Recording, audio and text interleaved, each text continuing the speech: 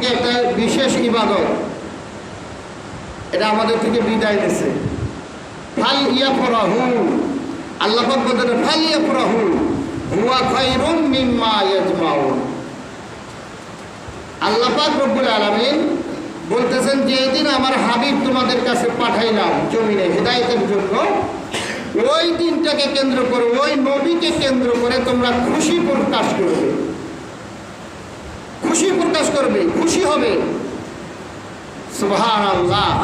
ফালিয়াফরাহু, তোমরা আনন্দ প্রকাশ করবে। কিন্তু আমরা তো আনন্দ প্রকাশ অনেকেই করছি, অনেকেই করি নাই, আমাদের জানাই নাই, শুনি নাই। এমনও গেছে যে কয়েক জুমা থেকে আলোচনা করার পরেও আমাদের জ্ঞানেই ঢুকে নেই। এই তারিখের কথা আমাদের মনেই আসছিল না অনেকেই, বুঝছেন? আমরা এমন ইবাদত করি যে ইবাদতের কিরকম ইবাদত যদি জিজ্ঞাসা করা হয়, আচ্ছা বলেন দেখি আমাদের নবীর বাপ চাচা কয়জন, ফুফু কয়জন, না সারা হা বাই রইব না।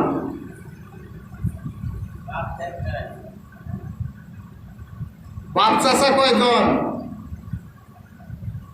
আমি তো বাপের কথা জিজ্ঞেস করি নাই যে কয় একজন না পাঁচজন। বাপ চাচারা ওনারা কয়জন, কয় ভাই?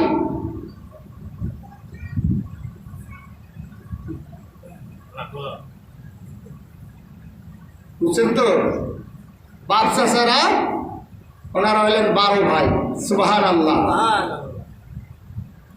নবীজির বাপ চাচা 12 ভাই, 2 জন ছোটকালে শিশুকালে ইন্তেকাল করেন, আর 10 জন জীবিত ছিল। সুবহানাল্লাহ।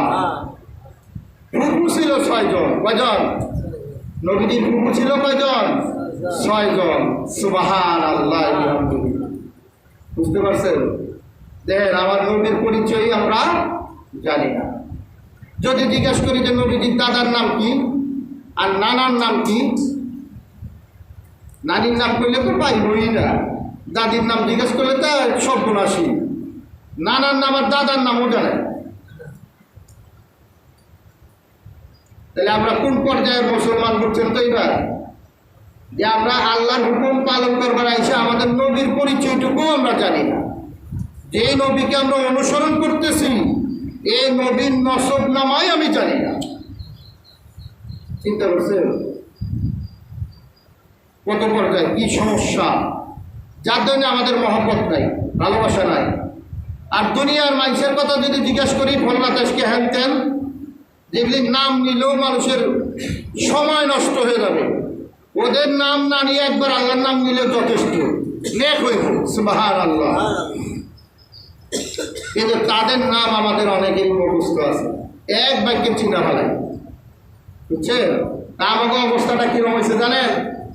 ওই যে হাজি সাহেবেরা হজ করবার যায়, হজ করতে গেলে কেউ যদি জিজ্ঞাসা করে কাউকে, ওইটা যারা দায়িত্বশীল আছে বা যারা পুলিশ পাহারা দেয়, মক্কা শরীফ মদিনা শরীফের এখানে, বুঝছেন? মক্কা শরীফে যদি জিজ্ঞাসা করেন তাই নবীর বাড়ি কোনে আছে, ওই যে পুলিশ টুলিশ হাবিজাবি আছে না, এখানে যদি জিজ্ঞাসা করেন, ওরা জিজ্ঞাসবেন যে আমাদের নবীর বাপের বাড়ি কোনটা, কোনে বাড়ি আসছিল, জন্ম নবীজি কোন জায়গায় জন্মগ্রহণ করছে, কোন ঘরে কোন জায়গায়, আমরা কইবার চাইব না। সে বলবে না, তাই বলি আল্লাহ আল্লাহ বলো, আল্লাহ বলো, হাসি আল্লাহ বলো, আল্লাহ জানে, আমরা জানি না। তোর কি ঘাস কাটবার লেগে রাখছে? আল্লাহ পাক বলে ওমা খালাকুল জিন্না ওয়াল ইনসা ইল্লা লিয়াবুদুন, তোরে আমি সৃষ্টি করছি আমার ইবাদত করার জন্য, আর আমার ইবাদত করতে হলে আমার পরিচয় আগে জানতে হবে। তাহলে পরিচয় জানতে হলে আমার নবীর আগে পরিচয় জানতে হবে। নবীর পরিচয় না জানলে আপনি ইবাদত করবেন নাকি? নবীর বাড়ি কোনটা?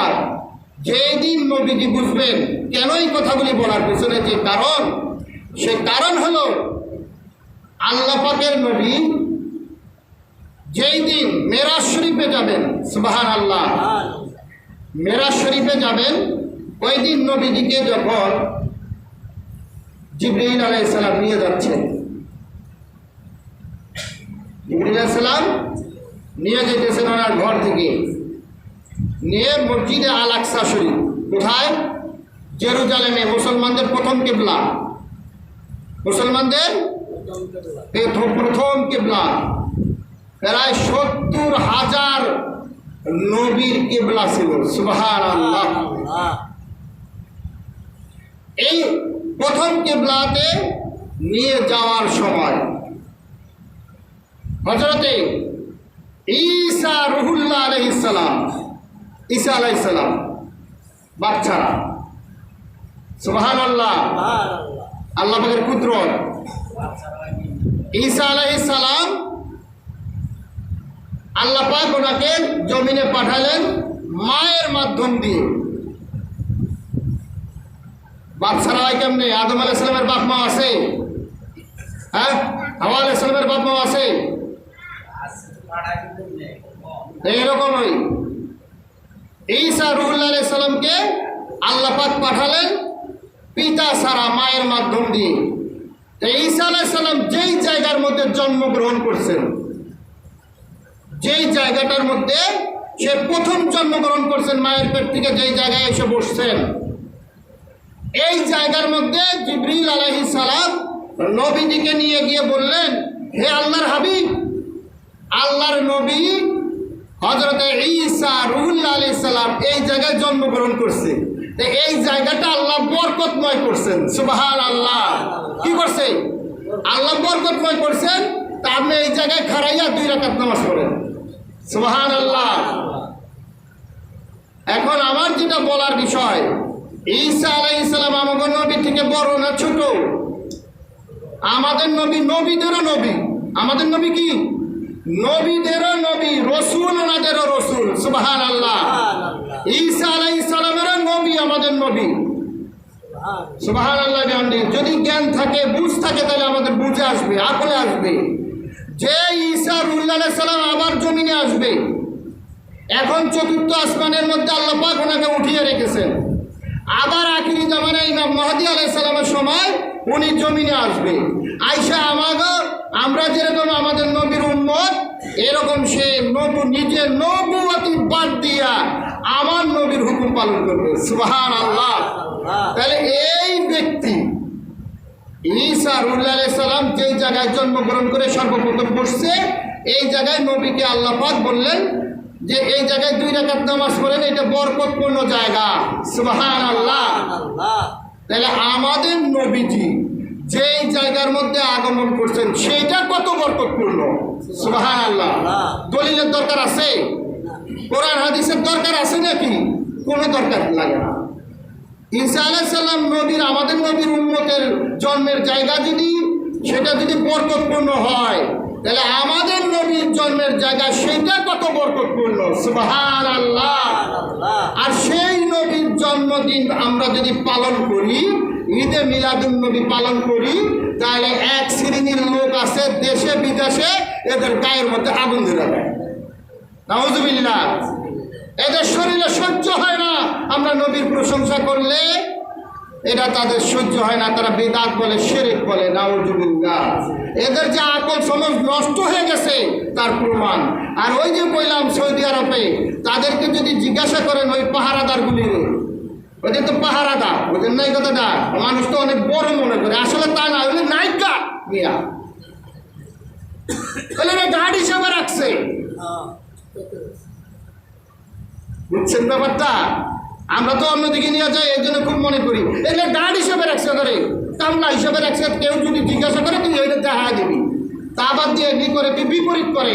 নবীর জন্ম জায়গা দেখতে চাইলে, পিতার বাড়ি দেখতে চাইলে সে সেটা দেখায় না, কয় আল্লাহ মালুম, আল্লাহ ভালো জানে, আমি জানি না। তুই তো জানোসটা কি? তোরা রাখাই হলে চাকরিতে রাখাই তোর ঠিক হয় নাই, তোরা এখান থেকে বরখাস্ত করা উচিত। যারা জানে না তাদেরকে, যারা জানে সেই লোকগুলি বসানো দরকার। তাহলে কি হবে?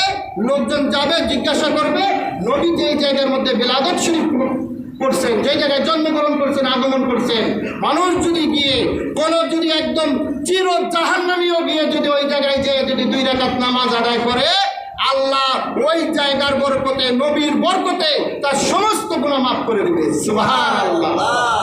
সেখান থেকে এই লোকগুলি ফিরিয়ে রাখে। নাউজুবিল্লাহ মিন জালিক। যেমন আমাদেরকে ঈদে মিলাদুন নবীজিকে ফিরিয়ে রাখে, নবী আগমন করছে এটা খুশি হইবার দেয় না আমাদের, মানে ইবলিসের মতন বেজার হইয়া থাকতে পারে। হ্যাঁ, নবী আইসে এটা কি বেজার হয়ে থাকুন দিব? বেজার হইলে কি ইমানদার থাকবো? বুঝছে, এরা বেজার হইবার পায় নাউজুবিল্লাহ। তাই এই জন্য যাই হোক, ধারাবাহিকভাবে আমরা আরো আলোচনা করবো ইনশাআল্লাহ। আল্লাহ পাক রব্বুল আলামিন আমাদের নবীজির পরিচয় জেনে শুনে বরকত হাসিল করার তৌফিক দান করুন। সবাই বলেন আমিন।